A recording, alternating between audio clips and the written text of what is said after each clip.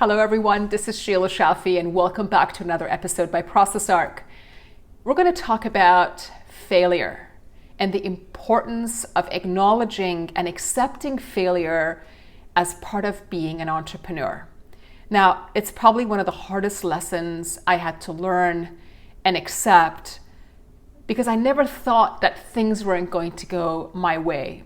Typically, entrepreneurs are really hardworking, A-type personalities that equate hard work to success. But unfortunately, that equation doesn't always hold up as an entrepreneur. And in today's video, I'm going to talk about some of the major learning lessons that's going to help you take failure as something that we've always acknowledged to be something that's negative and spin it around into something that can help you grow and be successful long term.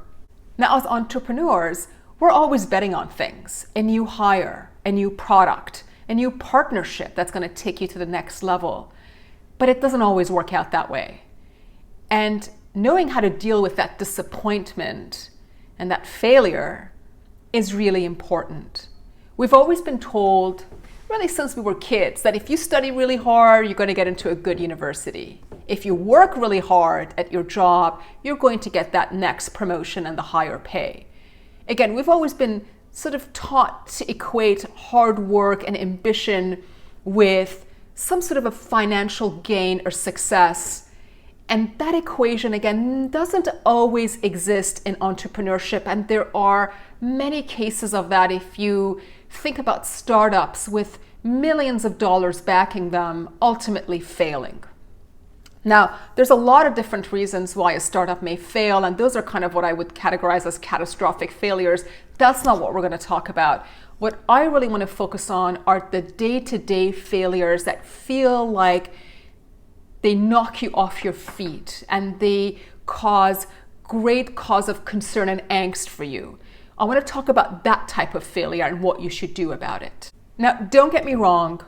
What I'm not saying is, hey, all of you guys out there that want to be an entrepreneur, just don't bother. Stop. Don't even try to get on this journey. It's actually the opposite. I'm saying that this is an incredibly exciting journey, but you have to have an element of resilience, or rather, be prepared to increase your resiliency factor in this journey, which means that you're going to get knocked off your feet. You're going to fall down. You're going to fall on your face, but you're going to have to learn to pick yourself back up and try again. So here are some of the best lessons that I have learned on this journey, not just by myself or for myself, but by also observing other entrepreneurs taking their idea from some idea they had all the way to building multi-million-dollar businesses. So the first lesson is accept it. Accept that failure is going to happen.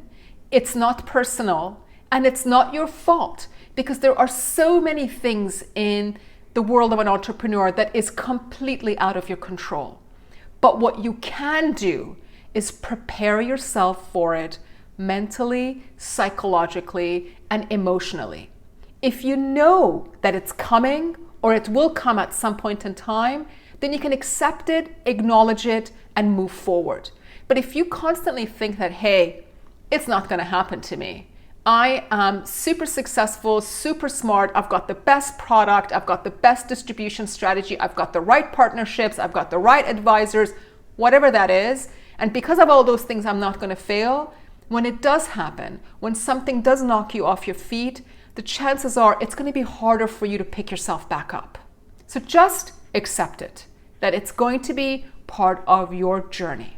The second lesson is learn from your failures. When something goes wrong, the best thing you can do is figure out why something didn't go your way.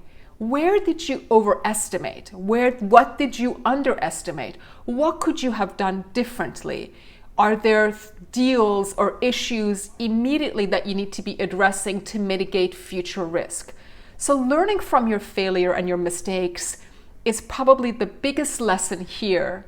Doing a postmortem is incredibly important because it's going to help you figure out what your missing link or weak link is, whether that's in how you launched a product, how you built a product, how you put a proposal together to a prospective client, how you structured the deal.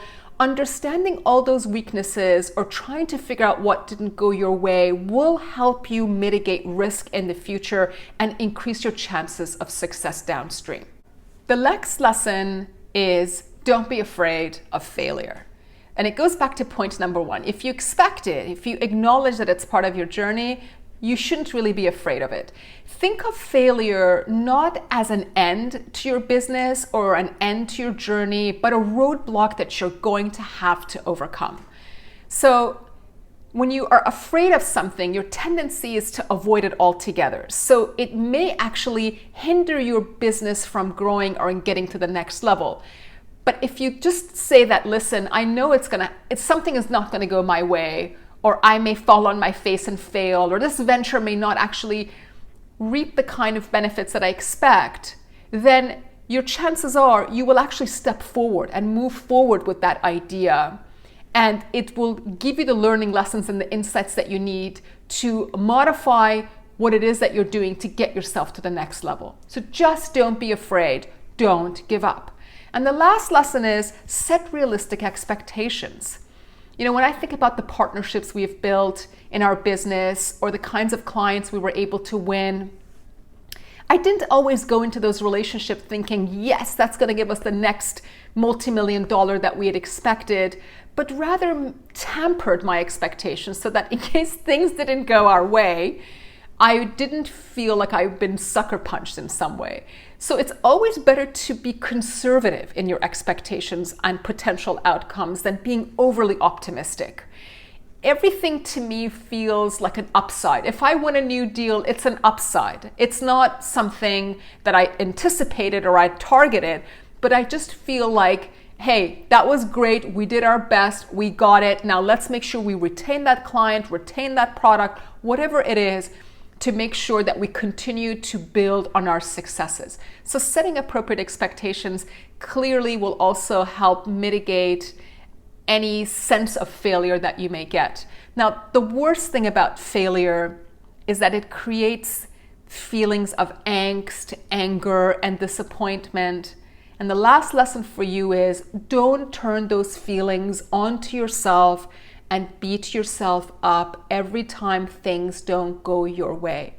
Because you don't get anything. Beating yourself up, feeling sorry for yourself, thinking that, hey, I'm just such an idiot, I should have known better, doesn't help you in any way. Just know that, again, there are certain elements that are out of your control. And as long as you've done your best, you've considered all the aspects, you've put the best deal forward, you've put your best foot forward, that's all you can do. Just learn from it, move on. Know that it took courage for you to even put yourself out there. Be proud of yourself. It's going to be a lot of work, but it will pay off. Congratulate yourself for starting the journey. Now, I would appreciate it if you subscribe to this channel because it gives me a sense of encouragement as hopefully I'm helping you in your entrepreneurial journey. I would love to hear from you of the learning lessons you've had along the way, where you have failed, what you've done with that failure. And I look forward to seeing you again next week. Thank you for joining me.